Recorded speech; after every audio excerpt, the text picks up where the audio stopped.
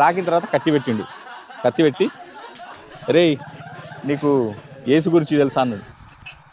ఏసు అనే పేరు విన్నారా అని అంట. సప్కాని ఈడ దాకా మంచిగా తీసి పడేసిండు. మళ్ళీ ఈడ కత్తి పెట్టిండు. ఏసే నిజమైన దేవుడు, ఏసే నిజమైన దేవుడు, కత్తి మీద ఉన్నది. అప్పుడేం సమాధానం చెప్తుంది? అరే నిజమైన దేవుడు తర్వాత నువ్వు కత్తి తీరా బాబు, కత్తి తీరా అంతే. అట్లా కాదు, యేసు నిజమైన దేవుడు అని కత్తి ఏం చేసిండు, ఈడ గొంతు మీద పెట్టిండు. మనం ఎక్కడున్నాం తెలుసా? Salon shop. సెలూన్ షాప్ అంటే మీరు నమ్ముతారా? నమ్మరు. కానీ ఇక్కడ ఒక అద్భుతమైన సాక్ష్యం చెప్పబోతున్నాను. ఒక సెలూన్ షాప్ నడిపే ఒక అంటే చిన్నపాటి ఇలాగే, ఇది ఎందుకు చెప్పాలో నేను. కాక నమస్కారం, ఏం పేరు నీ పేరు? పాండు. సో పాండురంగడి పేరు పెట్టుకున్నావు. ఇదంతా ఏంది? ఇదంతా ఏంది? అది ఇది సామానా? సరే సరే. ఏం పని చేస్తుంటావు? మన ఏది బార్బర్ అంటే ఏంది? మంగళ పని. మన వృత్తి మనం చేసుకుంటున్నాం. ఇగో కాక పేరు పాండు. అయితే నేను ఇట్లా వచ్చేటప్పుడు నాకు కనిపించిండు. ఇది మనకు షాప్ లేదు, ఏం లేదు. కానీ కాక ఏం చేస్తున్నాడు? తన వంతు సేవగా ప్రజలకి ఏం చేస్తున్నాడు? ఇచ్చింది తీసుకుంటున్నావు, వాళ్ళకు చేస్తున్నావు కదా. అయితే ఇప్పుడు పాండు కాకనే నీకు విషయం నేను చెప్పాలనుకుంటున్నా. సేమ్ ఒకప్పుడు క్రైస్తవుని. నేనేం చేసినానంటే మళ్ళీ క్రైస్తవంలో ఏం లేదని చెప్పి, క్రైస్తవం అంటే తెలుసు కదా, వాళ్ళు మన దేవుడు రాళ్ళు రప్పలు అంటారు, సైతాన్లు అంటారు, వాళ్ళ దేవుడే గొప్పడు అంటారు, వాళ్ళ దేవుడి దగ్గరికి వస్తేనే మంచి అవుతాం అంటారు. అవునా? తెలుసు కదా ఇది. అయితే అట్లాంటి దాంట్లో నేను పాస్టర్ చేయమన్నానంట, నీ గిరాకీ ఎక్క కావాలనంటే నువ్వు నా చర్చికి రా అన్నాడు. ఏమన్నాడు? చర్చికి రా అన్నాడు.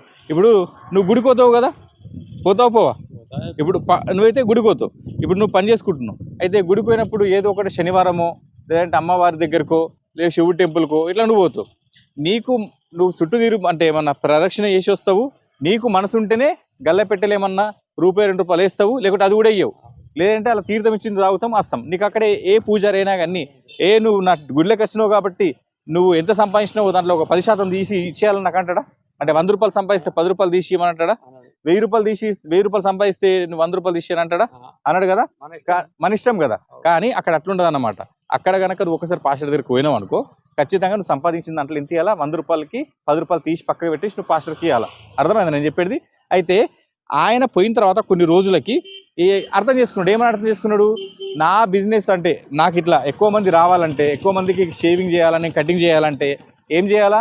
ఆ పలానా చర్చిలోకి పోయి నాకు పాస్టర్ చెప్పినట్టు నాకు ఎంత సంపాదించినో దాంట్లోకి వెళ్ళి ఒక 10% తీసి పక్క పెట్టాలి. అంటే 100కు ₹10 తీసి పక్క పెట్టాలా. అట్లా అప్పట్లో ఆ జమానట రోజుకు 200 సంపాదిస్తే ఆయన ₹20 తీసి పక్క పెట్టేసి పాస్టర్కే ఇస్తాడు.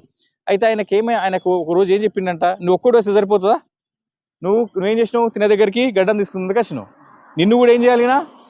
చర్చికి తీసుకురావాలా. అప్పుడు ఏం చేసింది తెలుసా? ఇగో నీకు దేవుడు మీదికి మంచిగా నిన్ను బాగా ఆశీర్వదిస్తాడు. కానీ నువ్వేం చేయాలంటే నీ దగ్గరికి ఎంతమంది వస్తారో వాళ్ళందరికీ కూడా యేసు ప్రభు గురించి చెప్పు. ఎవరి గురించి చెప్పు?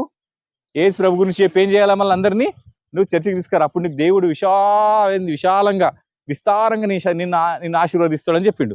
అయితే నువ్వేం చేసినావు తెలుసా? కత్తి పట్టుకొని, ఇది నాకు పాస్టర్ చెప్పిన కత్తిది. అంటే ఒక పాస్టరు, నేను బైబిల్ ట్రైనింగ్కి పోతే ఆ పాస్టర్ ఒకప్పుడు ఇట్లనే కూర్చుండి పనిచేసిన పాస్టర్ నాకు చెప్తున్నాడు. ఆయన ఏం చేసిండు చెప్పన్నా?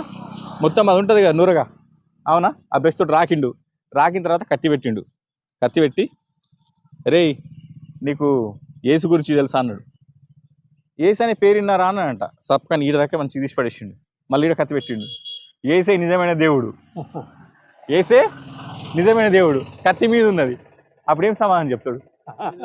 అరే నిజమైన దేవుడు తర్వాత నువ్వు కత్తి తీరా బాబు, కత్తి తీరా అంతే. అట్లా కాదు, యేసు నిజమైన దేవుడు అని కత్తి ఏం చేసిండు? ఈడ గొంతు మీద పెట్టిండు. అవునా? సరే రాబోయ్ మీరు ఫస్ట్ తీసిన తర్వాత నేను చెప్తానంటే ఏం చేసిండంటే తీసిండు. నిజంగా చెప్తున్నా, నువ్వు మంచిగా ఈ ప్రపంచంలో నీకు నరకం నువ్వు తప్పించుకోవాలంటే, నీకు స్వర్గం కావాలంటే ఎవరు నమ్మాలా? యేసుని నమ్మాలని చెప్తే నీకు దండం రావు, ఇంకోసారి నీ దగ్గర రానన్నాడు. ఏం చేసిండు? ఇంకోసారి రానని చెప్పిండు. ఇట్లాంటి పాస్టర్లు చాలా మంది మనకు తగులుతారు. ఇప్పుడు ఈయననే పాపము ఎంతో రోజుకు ₹100 ₹50 చేసుకుంటాడు. ఈయన కనుక ఒకవేళ చర్చికి పోయినాడు ఏం చేస్తాడు? ఖచ్చితంగా మళ్ళీ పాస్టర్ని మేపాల్సిందే. కాబట్టి మీరు సనాతన పాండు అని మంచి పేరు పెట్టుకున్నారు, పాండురంగడి పేరు. అవునా? మీరు ఇదే విధంగా ఉండాలి, మీకు మంచి జరుగుతుంది. ఎందుకంటే మీ మీ యొక్క దేవుడు, అవునా, మీ దేవుడు, మీ యొక్క ఇంటి దేవుడే మిమ్మల్ని రక్షిస్తాడు. ఎవరు ఇంటి దేవుడు? ఎవరు ఇంటి దేవుడు? ఎవరు ఇంటి దేవుడు? ఇంటి దేవుడు నల్లబోచవనా లేదంటే నరసింహస్వామి? మాకు కూడా నరసింహస్వామి దేవుడు, ఇంటి దేవుడు. మన దేవుడే మనకు కాపాడతాడు. ఇగో కర్మాన్ని ఎవరు తప్పించలేరు, అది ఉన్నోడైనా లేనోడైనా ఎవరికైనా కానీ. కాబట్టి ఎవరన్నా వచ్చి ఇగో నువ్వు యేసు ప్రభుని నమ్ముకుంటే నీకు కష్టాలు పోతాయి, యేసు ప్రభుని నమ్ముకుంటే నీకు లేదంటే నీకు రోగాలు పోతాయి అంటే నమ్మాల్సిన అవసరం ఉందా? ఏం పేరు నీ పేరు? పవన్. అవసరం ఉందా? అసంటోళ్ళు ఏం చేయాలి చెప్పు? ఏం చేస్తావు అసంటోళ్ళు వస్తే? ఇప్పుడు మా యేసుని నమ్ముతేనే నీకు స్వర్గము ఇట్లా ప్రచారానికి వచ్చిన ఏం చేస్తావు? అసంటోళ్ళని వస్తే ఇంటోళ్ళు మారిస్తే కదా. అసంటోళ్ళు వస్తే మనకు ఉంచో కూడా మనం ఉంచాల్సిన అవసరం లేదు కదా. ఇప్పుడు మనం నమ్మకపోయినా నీకు వచ్చే నష్టం లేదు. నువ్వు దేవుని నమ్ముతేనే అని ఇక్కడ ఏం లేదు. అర్థమైందా? మన సనాతన ధర్మంలో నువ్వు దేవుణ్ణి, కృష్ణుని నమ్మాలా, రాముని నమ్మాలా ఏమనుందా? నువ్వు నమ్మకపోయినా నీ కర్మంలో ఏముందే గదే నడుస్తుంది, అంతే కదా. మన సనాతన ధర్మం మనకి స్వేచ్ఛనిచ్చింది. కాబట్టి మనము అట్లాంటి మత ప్రలోభాలకు లొంగకుండా మన పని మనం చేసుకుంటూ మన తాత ముత్తాతల నుంచి వచ్చిన ఈ సాంప్రదాయాన్ని మరవద్దని మీ అందరికీ సవినయంగా తెలియజేసుకుంటూ హర హర మహాదేవ, హర హర మహాదేవ, శంభో శంకర.